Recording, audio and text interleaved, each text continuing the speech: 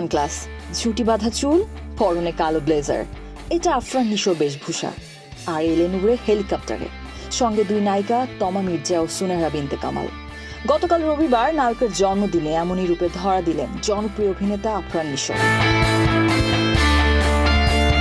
আর নিজের নতুন সিনেমা দাগির ঘোষণাটা দিলেন এভাবে। কি এতদিন নাকি অনেক খুঁজতেছিলা? এত সহজে খুঁজে পেলে কি দাগি হয়? ক্যালেন্ডারে দাগ কেটে রাখো, এই দাগির সাথে দেখা হবে ঈদে।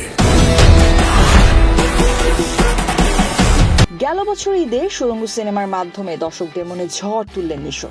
মাঝে বিরতি, অবশেষে আবার রূপালী পর্দায় ফিরছেন তিনি, তাও আবার ঈদে। দাগি প্রযোজনা করছে SVF আলফাই এন্টারটেইনমেন্ট লিমিটেড, OTT প্ল্যাটফর্ম চরকি।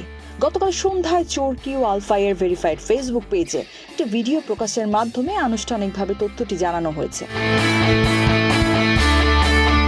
ভিডিওতে জানানো হয় সিনেমায় আছেন তমা মির্জা, সুনেহরা বিনতে কামাল। সিনেমাটি পরিচালনা করবেন শিহাব শাহীন। ভিডিওতে আফরান নিশো বলেন, একটা কথা মনে রাখবা, তোমাদের সাথে দেখা হবে সিনেমা হলে। ক্লিয়ার? নির্মাতা শিহাব শাহীন জানান, দাগি একটি গল্প নির্ভর সিনেমা এবং সিনেমার হিরো এর গল্প নিজেই। অনন্য অন্তি, শোবিজ প্রতিদিন।